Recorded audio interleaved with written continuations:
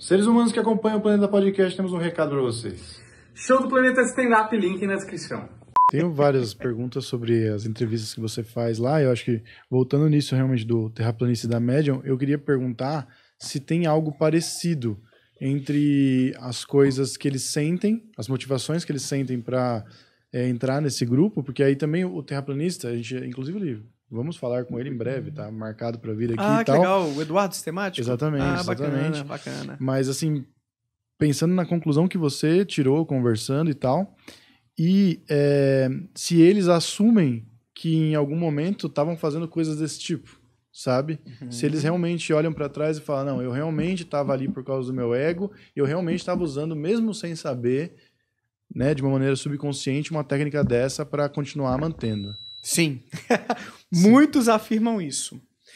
Eu já entrevistei, eu acho que 4 ex-médiums no meu canal, e é quase um padrão mesmo. Olha, eu senti às vezes, passava na minha cabeça, será que isso aqui não é uma produção minha?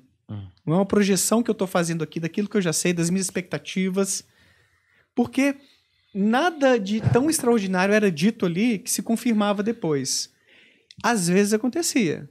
O Marcelo, que é um desses ex-médiums que eu entrevistei, falou sobre isso. Uma outra coisa assim mais bizarra que aconteceu. O Thiago também falou que ele precisava de um levante, nem sabia o que era levante, e tinha lá, eu não sei se era uma receita, um papel assim da Umbanda. E, pô, como é que eu sabia disso, né? Mas o próprio Thiago foi se questionando depois. Talvez eu tenha ouvido esse termo aqui, convivendo 2 anos entre os umbandistas e tudo, e veio essa palavra na minha cabeça sem eu entender de onde veio, e realmente existia um objeto ali com esse nome. Você consegue encontrar explicações alternativas mais razoáveis do que alguma coisa sobrenatural. E a maior parte deles diz isso. No final das contas, eu fui percebendo que era tudo criação minha.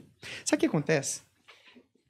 Essa galera tem experiências estranhas que eles não conseguem explicar. Eu já tive várias delas. Eu já tive experiência de premonição, de sair do meu corpo. Eu já vi a minha bisavó, depois que ela morreu, pouco depois que ela acabou de falecer. Eu tava agora no litoral, falei isso pra Nath ontem, né? Eu voltando do banheiro de madrugada, a gente dividiu um quarto, né, com os meus sogros, não, que merda, né? Mas é porque... foi namorar uma cristã, porra. Ele ficou puto, que ele falou, puto, os velhos não paravam de rezar a noite inteira, ficou com puta Não, o problema ódio. não foi isso não, o problema foi o ronco e os peidos, mas foi foda porque, na verdade, cada um tinha o seu quarto no início, né, mas a gente resolveu estender mais um dia no litoral e a gente teve que achar uma pousada que só tinha esse quarto, mas tudo bem. Na volta do banheiro, ele tudo escuro, aí o meu sogro aqui de pé, tipo, não, coincidiu, né? Ele vai usar o banheiro agora depois de mim. Aí eu vou lá e deito, olho pro lado, e ele tá lá, deitado, dormindo. Ele não tava em pé ali, querendo usar o banheiro. Uou, né? Eu, cético, já até arrepio contando o caso, né? Porque na hora foi doido. Mas eu dei uma risadinha e voltei a dormir. O que acontece? Existe um fenômeno chamado alucinações hipnopômpicas e hipnagógicas, que é, basicamente, estados de sonhos, sabe, experiências oníricas, né, que são construções que o nosso cérebro faz quando a gente dorme, que meio que se confundem, invadem a vigília, quando você está acordado. Então, nesses estágios de transição do sono para a vigília e vice-versa, existe uma chance muito grande de você ver coisas que são criações do seu cérebro, ainda mais em ambientes com pouca iluminação. Aí você tem a pareidolia também, de o seu cérebro está o tempo inteiro procurando padrões, como o Michael Shermer trabalha no seu livro Cérebro e Crença. Então, se tem estímulos ambíguos perto de você, é como se ele, entre aspas, se esforçasse para atribuir um sentido a partir da sua teia de conhecimento sobre o mundo ali. É tipo isso, você olhar para um pão de forma e ver Jesus ali. Sabe, a pão de forma, enfim, isso é famosinho, né? Muita gente via Jesus nos pães de forma. O Gugu adorava isso aí. Então, eu posso ter tido uma pareidolia, tipo, alguma coisa ali da parede, era cheio de enfeites a parede, que parecia, assim, dependendo de relance, um homem de pé. Ou eu posso ter tido não uma ilusão, né, tipo uma pareidolia, mas uma alucinação. Eu meio dormindo, aquela coisa toda ali, eu vi alguma coisa que não estava de verdade ali, era uma construção do meu cérebro. Eu tenho uma frase que o nosso cérebro tem uma capacidade extraordinária de criar experiências extraordinárias. E se você não tem um pouco de base científica para entender isso, você acaba sendo presa fácil de pessoas que vão dizer que isso é uma mediunidade, que você tem que trabalhar, que é alguma coisa do mundo sobrenatural, é um espírito obsessor, ou você tem, sei lá, mais o quê.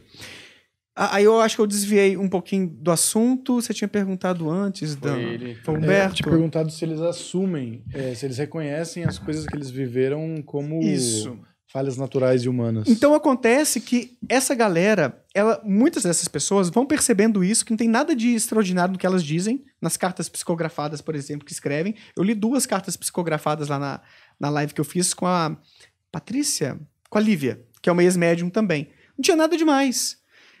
Por exemplo, quando a pessoa se vai, muitas vezes, na maior parte das vezes, são mensagens super genéricas. Eu sei que você está pensando sobre a minha partida, é difícil, eu sei, mas não se sinta culpado. As coisas vão ficar bem, você vai entender tudo vai ser... Então são coisas mais ou menos genéricas que se aplicam à maior parte de nós. Eu achei que tinha baixado agora, Tá inclusive. vendo? Só que os próprios médiums, eles não estão fingindo isso. Eles têm, provavelmente, uma alteração de consciência induzida ali por um processo de aprendizagem, de contexto.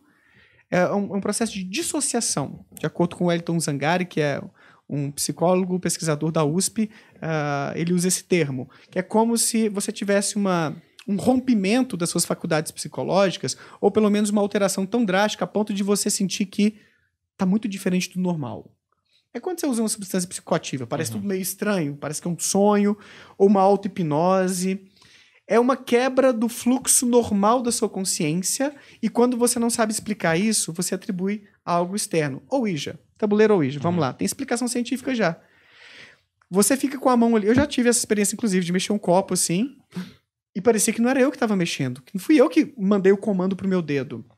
É um tipo de dissociação. Você acaba tendo a dissociação do controle voluntário do seu movimento. Você fica tanto tempo ali parado com a mão sobre o objeto, muitas vezes com a luz mais baixa, com uma música de fundo, com a sua expectativa do que vai acontecer. Tem todo um preparo do que vai acontecer também, que é muito importante para entender esses fenômenos. Que depois de um tempo, só aquela expectativa é suficiente para fazer você emitir algum comportamento sem que você tenha processado conscientemente aquilo. É como se fosse assim... Vamos pensar assim, na analogia com a democracia, né, os deputados vão lá, vão votar uma lei, vão formular alguma coisa e o presidente tem que dar o ok lá depois. O presidente é como se fosse, vamos executar isso aqui, né? É como se você implementasse alguma coisa na política sem passar pelo presidente. Vou ignorar o presidente, vou implementar isso aqui, essa política pública e tal. É como se o nosso cérebro funcionasse às vezes sem passar por essa presidência, que é uma experiência consciente. Eu vou fazer esse movimento. Mas você tem todo um repertório ali de conhecimentos, a sua própria expectativa, que vai fazer você ter alguns comportamentos que parecem que não estão partindo da sua decisão consciente. Isso é chamado também de automatismo. Você entra em alguns automatismos que são baseados na sua experiência prévia. O exemplo do demônio é muito bom também, das igrejas neopentecostais e tudo, né? As pessoas observam como é alguém estar possuído. Elas têm um conhecimento prévio daquilo. O jeito que a voz fica, é que eu vou fazer. Você sabe mais ou menos qual é que é. Então, quando você tem uma alteração de consciência, você pode entrar num automatismo e essas lembranças suas de como é estar possuído vão entrar em ação. Mesmo você não tendo a experiência de estou fazendo isso de propósito. Você perde um pouco esse controle voluntário e deixa a sua intuição agir. Aquilo que o contexto pede. E de onde veio o que o contexto pede? As lembranças nossas, porque eu vi aquilo várias vezes. E em vários centros espíritas, eu acho que também na Umbanda, tenho quase certeza, tá? Não vou falar com certeza porque eu posso estar confundindo, mas acho que eu já ouvi isso também. Os novos médiums, eles têm toda uma instrução, um modelo de como agir. A Lívia, ex-médium do espiritismo kardecista, mais ou menos ali, ela foi instruída, tinha toda uma escola de mediunidade lá dentro, saca? Você se comporta assim, deixa a sua intuição fluir, tenta escrever algo sem pensar muito, tem todo um caminho para você desenvolver aquelas habilidades ali. Mas isso pode ocorrer mesmo com pessoas que não teve tanto contato assim com... Tá, não tô querendo generalizar também.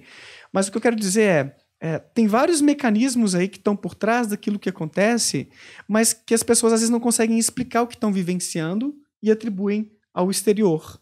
E a maior parte dessas pessoas, eu acho que não está ali para enganar os outros. Elas só não sabem explicar aquilo que elas estão tendo. E por eu ter tido várias dessas experiências de premonição de sair do corpo, eu sei o tanto que isso impacta.